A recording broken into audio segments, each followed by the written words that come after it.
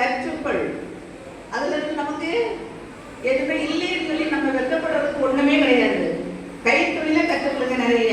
இப்ப பாருங்க நிறைய டெய்லரிங் கிளாஸ், அதே போல ஆரி ஒர்க், இதெல்லாம் நிறைய சொல்லி கொடுக்குறாங்க. எங்களுக்குலாம் அந்த காலத்துல நாங்க அப்படிலாம் கிடையாது. இருந்தாலும் உங்களுக்கு பக்கத்துல குழு குழுவா செஞ்சு கொடுக்குறாங்க.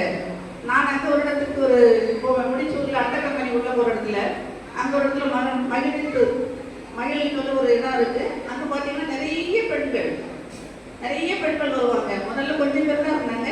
இப்ப பாத்தீங்கன்னா நூற்றுக்கணக்கான பெண்கள் அங்கு வருகிறார்கள். அவர்களும் அவர்களுடைய தொழிலை அவருடைய அனுபவத்தை ஒருவர் பகிர்ந்து கொள்ளும் போது அதை கேட்கும் போது மிகவும் சந்தோஷமாக தானே இருக்கும். அதே போல மனம் எப்பொழுதும் மனம் தளரக்கூடாது. நம்ம அதே போல நீங்க படிச்சவங்களும் இருக்கலாம், படிக்காதவங்களும் இருக்கலாம். அப்படி படிக்காதவங்க இருந்தாலும் என்ன கற்றுக்கொள்ள முடியுமோ, என்ன படிக்க முடியுமோ அதை நீங்கள் படித்தால் கல்வியை கொண்டு நம்ம ஒரு நாளும் கைவிடாது. நம்ம கற்ற கல்வி ஒரு நாளும் நம்மளை கைவிடாது. கொஞ்சம் பேச தெரிஞ்சுட்டால் போதும். அதுதான் நம்முடைய சாமர்த்தியம். எங்கிட்ட வேற எதுவுமே கிடையாது. இந்த வாய் பேச அவ்வளவுதான் இருக்கு.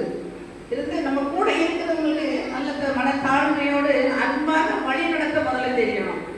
யாரா இருந்தாலும் சரி, ஒரு நாள் நல்லா செய்வாங்க, ஒரு நாள் கொஞ்சம் குறைவா செய்வாங்க.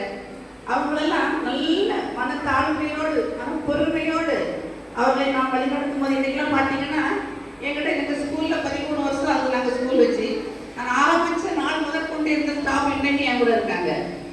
அதே எனக்கு ஒரு பெருமை. இல்லைன்னா கேட்பாங்க எல்லாரும், உங்க ஸ்டாஃப்லாம் எப்படி இருக்காங்க, நான் பிடிச்சதெல்லாம் கூட வெளியே போக மாட்டாங்க. அப்படிப்பட்ட ஸ்டாஃப் தான் எங்க ஸ்கூல்ல இருக்காங்க அப்படின்னு நான் அப்படி பெருமையா எனக்கு எங்கேயும் சொல்ல முடியும். இந்த வருஷமும் அவங்களுக்கு கொடுத்தோம் யாருமே வெளியே போகல, எல்லாருமே இருக்காங்க. 13 வருஷம் நான் ஸ்கூல் தொடங்கும் போது இருந்த ஸ்டாஃப் எங்க கூட இருக்காங்க. அதே போல உங்க குழுவுல உங்க கூட இருக்கிறவங்க இருக்கலாம். சின்ன சின்ன தவறுகள் வரலாம். தவறுகளை சுட்டி காட்டுங்கள், தட்டி கொடுங்கள். அவர்கள் வளர்வதற்கு அவர்களை திருத்திக் கொள்ளுங்கள்.